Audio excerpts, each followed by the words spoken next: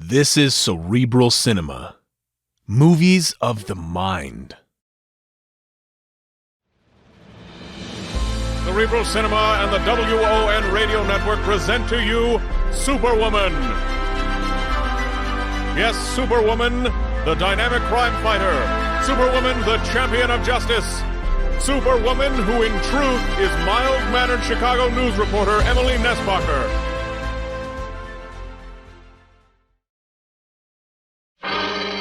Time now for Rocky Jordan.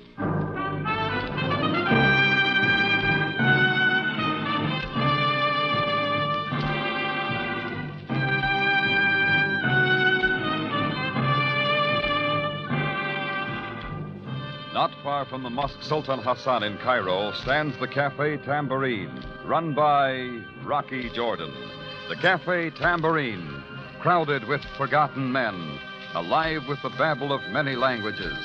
For this is Cairo, where modern adventure and intrigue unfold against a backdrop of antiquity.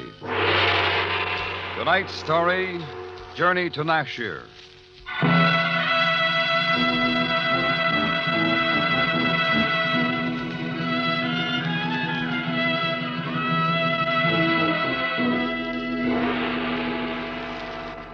A lot of people around Cairo disapprove of a place like my Cafe Tambourine. It's their privilege. But with the European residents, the perspiring tourists, and the usual element that drifts down the delta from the waterfronts, the place manages to stay busy. Me, I just try to satisfy the customers and keep my nose out of trouble. But then you never know. Anyhow, it was strictly business the hot afternoon I went down to the Laredo Company on Sharia Akin. They were Spanish importers and wholesalers of bottled goods. Kind of new to Cairo. My stock at the Tambourine was getting low, and one of their brassy salesmen had been beating his chops daily for my trade, so I decided to give him a whirl. Mr. Laredo himself took me in tow. He was a smooth-talking, well-dressed man with olive skin, a wax mustache, and a high-powered spiel. Our line is absolutely complete, Senor Jordan. We can give you prices no one in Cairo can duplicate. Yeah, sure. Careful merchandising, Senor. There is a secret. A small profit, but a fast turnover. That is our motto. Remember, Yeah, sounds good. 100K slots, and you cash in on our discount plan. The customer makes the money at Laredo. That is our motto. Well, that's all very fine, Mr. Service Laredo. that is outstanding. From the manufacturer to you with guaranteed liberal credit. At Laredo's, you put more opportunity in your future. That's your motto. Exactly, Senor Jordan. And now, if you will permit me to show you... Oh, that is for me. The telephone, possibly. If you will... Take your time. Just have a chair. Excuse me, senor. I will be right back.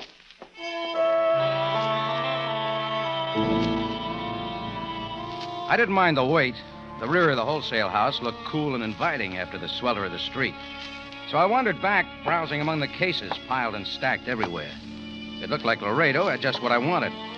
I strolled around through the narrow aisles, letting my eyes become accustomed to the shadows, and I suddenly made out a stack of cases that loomed up like a long-lost friend. It was a mineral water from my favorite spa in South America. I hadn't seen any in years. I pulled a bottle out, found a nail to get it open, and proceeded to sample it. Just as I raised the bottle to my lips, Laredo showed, and he came charging down the aisle like a bull seeing red. Senor Jordan, no. That is not for sale, senor. Do not drink it. It was too late. I spit most of it out, but swallowed enough to take the roof off the top of my head. For a moment, I was stunned. Then I was confused, and it seemed like 1,000 little flames began to lick my inside. When I fell back against the cases, I was suddenly aware that Laredo was standing rigid, kind of dumb and sad expression on his face. Que lástima. Don't Don't stand to there. warn you, senor. Give me some water, you stupid fool. Hurry up. I am afraid, Senor Jordan, there is nothing I can do now. I tried to scream at him, but didn't quite make it. I doubled up in pain, and the next thing I knew, I was groveling at Laredo's feet. It got dark then, and the rest was like a nightmare. First, I was tossed in the sea, and again by a howling wind. There were times when I was conscious of a strange odor. It was overpowering and hung like a dead weight. Then the sea and the wind and the odor got all mixed up, spinning me off into nowhere.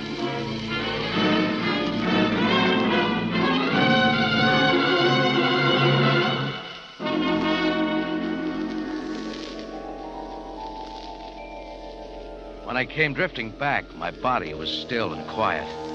My eyes opened, and there was more spinning. Not me this time, but a little ceiling fan making like a sunbeam mixmaster. Only it didn't help any. I was in a small room, flat on my back.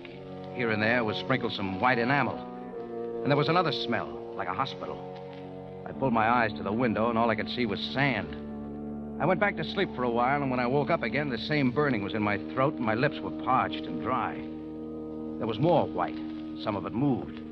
I looked up to see a spare, mild-eyed man staring down over his beard at me. There, now, you're coming around. You'll be all right now. Will I? I am Dr. Cooper. Well, Jordan's my name. Well, maybe you know. Now, just relax. We will talk later. Where's Laredo? No, I wouldn't sit up. Not yet. Where is he? Here. Here, drink this. There. That's better, is it not? Yeah, thanks. You haven't answered me. Oh, Mr. Jordan, why can't people like you and I learn the ways of the Oriental? What does that mean? Resignation at times such as this. You have been through an ordeal. Your mind should be at peace. But then I have tried too. Tell me about Laredo. I'm sorry I never heard of him. And what's this? How'd I get in this place? Not much of a hospital, I admit. But the best we have is a tiny outpost like Nashier. Nashir? Please lie back, Mr. Jordan. I was in Cairo only a few minutes ago. We are 50 miles from Cairo. But then your mind will clear. The heat and the sand does such things, you know. How'd I get here? Why is anyone here? I was a good doctor till a slip of the scalpel, and then... That's all very interesting. Now, what about me? A camel driver named Pandit brought you in 18 hours ago. Where is he? He's outside, but there is no hurry. I want to see that guy. Get him in here. Very well. If you insist. Pandit, you may come in. You feeling better, yes, sir? Haven't made up my mind yet. You are indebted to Pandit. He found you in the desert. Yes, sir. Half covered by the sand. Your pockets were empty. Nothing to tell who you are. I don't get it. Very strange, sir. Beyond where I found you, there is not water for many kilometers. A few more hours and you would have died. Yeah. Doc, was I poisoned or what? Poisoned? That's very doubtful. You must have wandered about without eating for days. Oh, you're all wrong. Oh, you were dry as a bone. A stomach pump couldn't have been more thorough. Well, maybe I am losing my mind. What do you make of it, Doc? I'm only a doctor, Mr. Jordan. Problems beyond that are only confusing. Perhaps that's why I'm out here, at such a place. It was only a small mistake. Listen, I was in a wholesale house in Cairo. I sampled some mineral water, and the next thing I know, I've been dehydrated and left in the desert to die. Very strange, sir. What went on in between? You're tired. You need rest. It wasn't mineral water, that's a cinch. I wouldn't know. That's what gets me. If they left me out here to die, why did they take such pains to make sure no trace of that firewater was inside of me? Very strange, sir. Yes, strange. So many things about you, Mr. Jordan. Yeah, what else? How is it that you have never had your tonsils out? I talked the doc out of a tonsillectomy and talked Pandit into loading me on a camel and getting me to the road along the Nile that led back to Cairo. And by one way or another, I was finally back in the city late that night and unlocking the door to my tambourine. I made it up to my quarters and fell across the bed and was asleep without undressing. Next I knew, it was morning. I was awakened by somebody moving around below, so I went down. It was Chris, my bartender. Rocky, you old son of a gun. Hi, Chris. Thanks for opening up. Where you been? We've been looking all over for you. You can relax. Hey, you know, Rocky, you look bad. Everything all right? Oh, just a little dehydrated. I made up some coffee. Oh, that'll help. Thanks. Last I knew, you went over to the Laredo Company. What happened after that? Mr. Laredo can tell you better than I can. We called there last night, but no answer. I don't get it, Rocky. I'll tell you about it. Sure. Hey, here's some canned milk. No, I think I'll take it black. Captain Sabaya's been looking for you, Rocky. Yeah, what about? Well, I guess we were all trying to find you, only he came back 2 or 3 times last night. Seemed kind of sore. Oh, he can wait. Think you can keep things going here for a while, Chris? Sure. You go ahead and rest. Yeah, not till I see Laredo. Hey, gee, Rock, you're in no condition to go anyplace. Start worrying about Laredo. He's going to need it.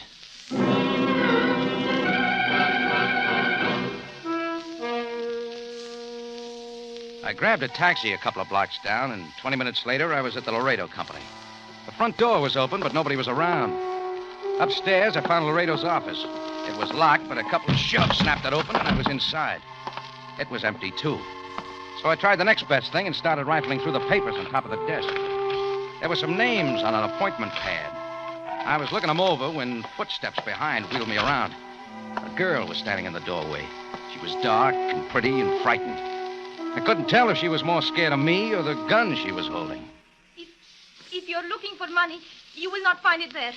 I'll trade it for something else, lady. What do you want? Laredo? He's not here. Stay where you are. Sure I will. No! Hey, this gun isn't even loaded. I know. Okay. Anything but that. Now, come on, take it easy. Here, sit down. Nobody's going to hurt you. Please, Mr. Jordan. Buy some from some other wholesaler. Forget about us. What are you getting at? Do not ask questions. For my sake. All I want from here is Laredo. He left on the evening train for Algiers. When's he coming back? I am unable to say. It is a business trip. That is all I know. Just how do you tie in with this layout? I am Rosa Sorno, Mr. Laredo's assistant. But you don't know why he went to Algiers or when he'll be back. No, from now on, Rosa, let's make sense. Sense? What went on here yesterday? What was in that mineral water? I do not know what you are talking about. Only you're plenty scared about something, and you come in here with a gun. You were searching through my desk. I did not know who you were. Oh, cut it, Rosie. You already called me by name. Oh, Now, quit stalling. We got a lot to talk about. please, Mr. Jordan, if you will go back to the tambourine and forget about this for just 2 days even. Who dumped me out in the desert? Laredo? What difference does it make? You are safe now. If you continue to persist, you will hurt yourself and me. Look, I'm no good at riddles. If you would trust me, Mr. Jordan, come back 2 days from now. I will tell you anything you want to know. 2 days? Why not now? It's only that... Will you not help me? It's got to be the other way around. Oh, but you do not understand. You do not know what it is like. Please go away. No, not till you and I have a look. Come along, Rosa. I took her with me downstairs and into the back. Just as I expected, every case of the mineral water was gone. Rosa wouldn't tell me why or anything else. Well, I couldn't see myself dragging a pretty girl with me around the streets of Cairo, so I left her there, standing alone in the big warehouse like a frightened puppy. It wasn't an act either. She was scared to death. When I got out to the street, the first thing I saw was a familiar black limousine at the curb. A committee of one stepped out to meet me. Captain Sam Sabaya, Cairo Police. So, Jordan, you have not disappeared after all. Hey, look, you sound disappointed, Sam. Disappointed? On the contrary. What are you doing here this morning? Oh, they sell stuff I can use. Jordan, I have had little sleep. We will dispense with your evasion. Wait a minute, Sam. Being in your missing persons file wasn't my idea. I'm just as sorry as you are. Your bartender, Chris, informed me of your disappearance early yesterday. But since then, my interest has become much more complicated. Okay, one more complication. Won't make any difference. When did you last see Laredo? 2 days ago, when I came here to see about some liquor. And where have you been since that time? Sam, if you'll just drive me back to the tambourine, I'll dump the whole thing right in your lap. Get in, Jordan. To headquarters, Ali. Hey, I said the tambourine, sir.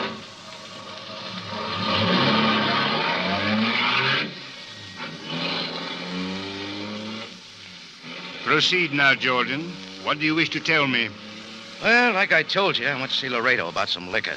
I sampled some mineral water there. Only it wasn't mineral water. Before Laredo could stop me, I drank some of it. The water knocked you out? Oh, don't bother to turn around. The stuff's gone now. All 100 cases. Naturally. Proceed, Jordan. The next thing I knew, I woke up yesterday afternoon in a hospital in Nashir with an empty stomach and a lot of sunburn. A camel driver picked me up out of the desert. Is that all? If you don't believe me, check with Dr. Cooper at Nashier. I intend to. While you're about it, you might talk to... Rosa Sarno? I've talked with her at great length. She tell you Laredo left for Algiers? She did. Jordan, is it possible you are trying to protect her? From what, Sam? The only thing I want to do is get my hands on Laredo. I fear that will not be possible. Oh, why? Laredo has been murdered. Stabbed and thrown beneath the wheels of an oncoming train.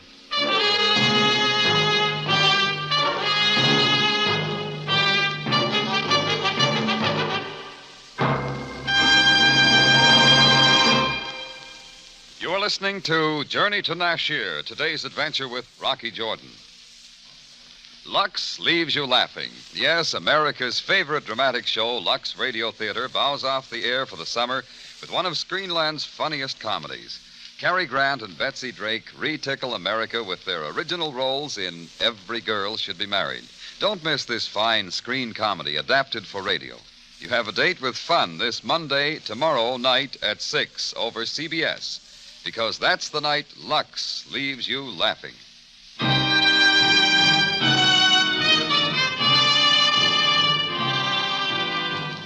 Now we return you to Cairo and tonight's adventure with Rocky Jordan, Journey to Nashier.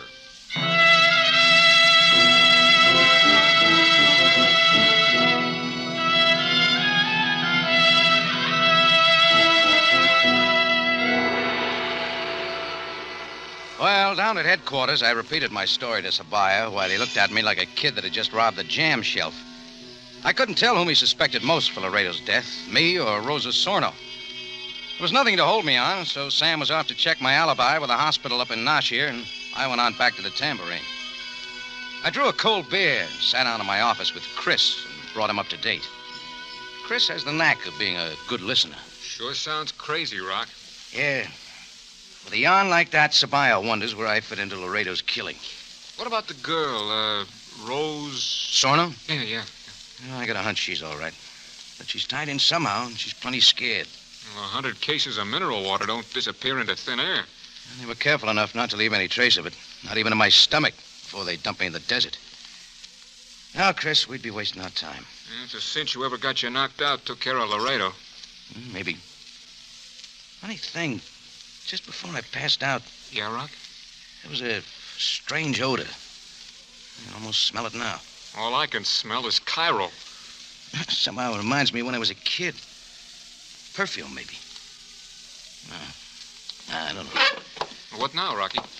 Maybe by now Rosa's ready to talk. Boy, you sure ask for it, don't you? By this time, I could have found my way to the Laredo Company in my sleep. But there was an answer there, and I had to find it. The place was as empty as ever downstairs, so I started for the office. As I walked up the steps, Rosa was talking to a guy standing in the doorway. He was big, like an ex-wrestler, and his face was red. When they saw me, they suddenly stopped. There was an awkward silence. I broke it. Don't let me interrupt. Mr. Jordan, this is Nick Conolos. Nice knowing you. Why? Nick, please. Goodbye, Rosa. When it ain't so crowded, we'll talk some more. Well, looks like I walked in at the wrong time. I told you not to come here. Friendly guy, Nick. Your boyfriend? Why, no. He used to work here. He thinks we owe him back pay, that is all. Sure.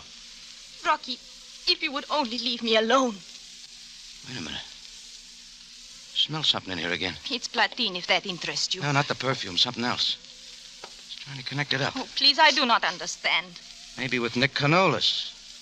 Couldn't be Laredo now, could it, Rosa? Rocky, can you not forget what happened? You are no longer involved. Sam Sabaya doesn't think so. It is me he suspects. Should he? No, Rocky, I swear to you. But you are making it worse. Why? Make it clear, Rosa. Or has it occurred to you that maybe I'm trying to help you? Then just go back to your cafe.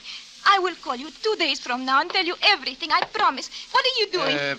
This list of names in the appointment book, they all show up today? Yes. They are only customers. No, take them along anyway. Very well, take them, but please go. You know, you're not playing it very smart. Get out! Why not talk a little, Rosa? Save us both some trouble. Okay. See you later. Rocky? Yeah? Nothing. How do you like a woman who pleads at you with her eyes and tells you to get out? That wasn't all I couldn't figure out about her. All that trip had gotten me was a list of 6 names. There was an outside chance one of them would help me to the answer. So I started at the top. Antonio Giovanni, 4110 Sharia Ben Ahmud. It turned out he had a combination liquor and cheese shop. He swatted flies like an old hand.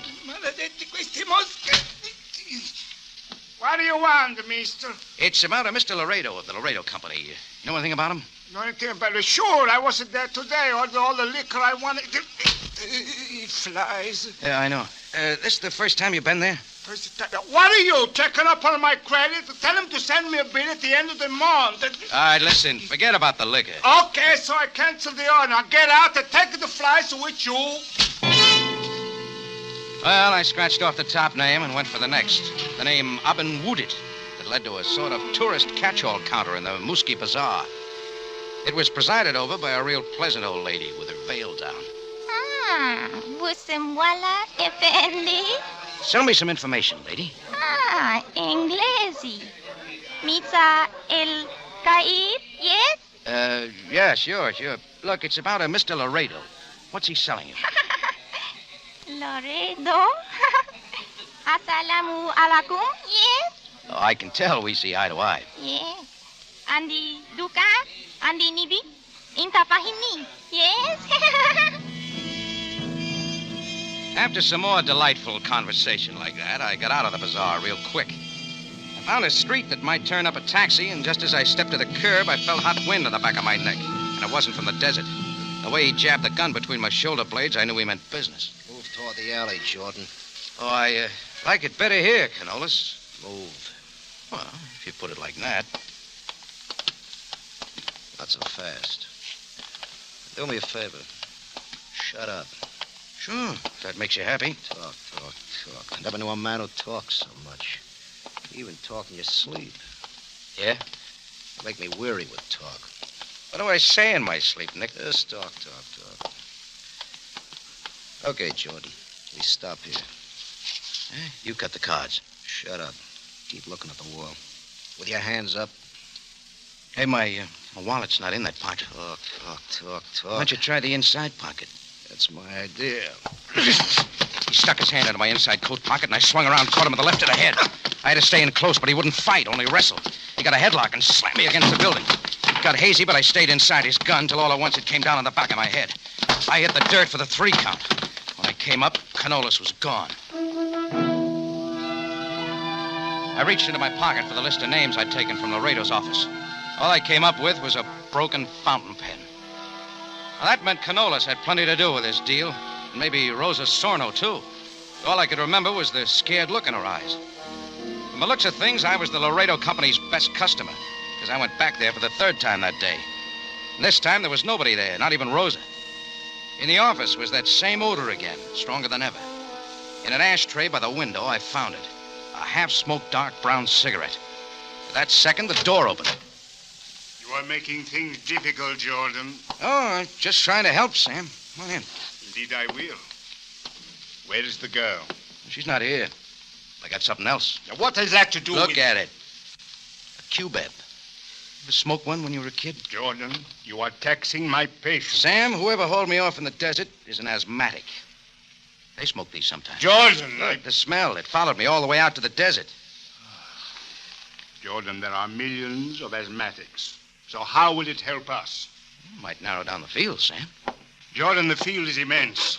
Laredo, I discover, has more enemies than we can count. He spent time in a Cuban prison for smuggling drugs. He hid in your country, Carlsbad, New Mexico, for 2 years to escape the Johannesburg authorities. What for? Drugs again. In many other cities, Santiago, Chile, for example, there are records of him. Sam, how about playing ball with me? I want Rosa Sarno. Leave the building, then come back and meet me downstairs in an hour. Are you presuming to tell me... I want someone to think we've left and the coast is clear. Who, Jordan? Oh, it's just a hunch. Give me a break. Very well. But after this, if the girl is not found, you will be held responsible. In 1 hour. Sam left, and I waited in the office a few minutes, then pretended to leave, too. Only I backtracked and slipped into the warehouse. I began to move slowly through the aisle. I heard someone enter the warehouse from the back. I ducked behind some cases and waited. It was Nick Canolas. As he passed, I slid out and shoved the stub of my fountain pen in his back. Hold it, Nick. Are you going to talk some more, Jordan? You this time. About that list of names. They led no place, Jordan. You see, I'm looking around, too. For what? I just wonder what's coming to me. The door on our left suddenly opened, and there was Laredo, with more life than a jumping bean. Nick, look out! Laredo fired 3 shots, and they all found their mark. The first creased my shoulder, the other 2 lodged in Nick, and he crumbled at my feet. Yeah, he got what was coming, but sooner than he expected. Laredo held his gun on me, and I waited. You do not seem surprised to see me, Senor Jordan. Should I? After all, if I am dead, I must be a ghost. It's an easy trick to put your identification on some bum and toss him under a train. For that, you get a 10% discount, Jordan. That half-smoked Q-Bab was a dead giveaway. What makes you think it is mine? The places you've been. Carlsbad, Johannesburg, Santiago. All health resorts for asthmatics. Go to the head of the class, Jordan. I don't qualify yet. What about Nick here? He was a good partner, until he wanted too much money, and then I had to discard him. Careful merchandising, we call it. Yeah, I got another name for it. You would have been a good salesman, Jordan. Selling mineral water? It boosted my sales tremendously. All year-round stock. That is my motto. Now, kindly step into that room. You shall meet a friend of yours. Yeah. Hello, Rosa. Rocky, I wanted to tell you, I did not like being kept here, Jordan. But now that you have come... Don't look at me like that, Rocky. I couldn't even warn you. I can think of a couple of times. Laredo was in the next room. He was there all the time. He would have killed us both. That explains a few things. How about the rest? When Mr. Laredo asked me to invest in a wholesale business in Cairo, it looked like a good venture. I didn't know what he was really doing until it was too late. Quite right. And now I'll leave you and Rosa to explain Nick. Well, that won't be hard. Do not be so certain. After all, I could not have killed him. I am dead, remember? All the time I was looking around the room. There were no windows. The light came from a naked bulb hanging at the end of a long cord by a stack of cases that rose above it. I took a deep breath, grabbed Rosa, and threw myself at the cases with everything I had. Jordan! It worked. The light went out, and I pulled Rosa down, my hand tightly over her mouth. She got the idea and stayed quiet. It was pitch dark now. I waited and listened. Laredo was doing the same. It was cat and mouse. Only Laredo had the gun. So the move was up to me. And I got an idea. There was a lot of dust in the air from the overturned cases and a lot more on the floor. I began to blow it into the air, slowly and methodically. In a few minutes, it began to play havoc with Laredo's asthma. I moved quickly and quietly. I knew where he was now. A couple of more steps, and then I dove. I landed right on top of him. We rolled over and over, and then I lost him again. All of a sudden, a light flashed across the room from the open door. Ricky, he's getting away! Keep back, Rosa! Someone was blasting away in the next room. All of a sudden, it got quiet. Rosa and I waited to be sure it was safe. Then I got her to her feet, and we hurried out into the warehouse. It was Sabaya. He was standing over Laredo with a puzzled look on his face. He gave me no choice. He started to shoot as soon as he saw me. Well, I'll bring you up to date, Sam. Over there, Nick Canolis. At your feet, Laredo. Laredo? Is he right, Miss Sorno? Yes, but You see, Sam, Laredo had a sweet racket. Even Rosa didn't know the score till it was too late. The score, Jordan? Dissolving illicit drugs and sneaking them into the country as mineral water. I don't know just how it worked. If you evaporate the contents of the bottle, the drugs remain at the bottom. Oh. Well, that should teach you, Jordan, not to sample everything you wish to buy. Oh, on the contrary, Sam. It's a must. Careful merchandising. That is my motto.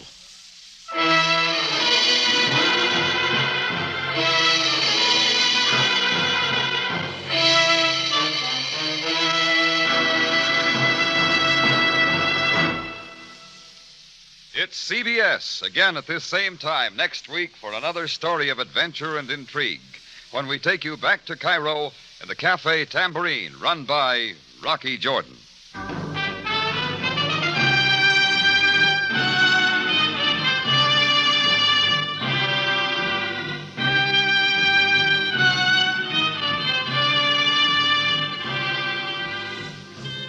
Rocky Jordan, starring Jack Moyles in the title role, is produced and directed by Cliff Howell, with original music by Richard Arant. Tonight's story was by Bernard Gerard, edited by Larry Roman and Gomer Cool. This is Larry Thor speaking.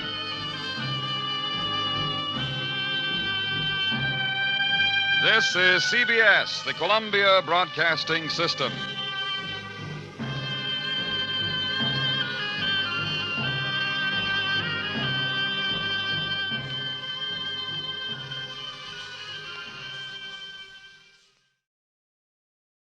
Cerebral Cinema hopes you have enjoyed this movie of the mind.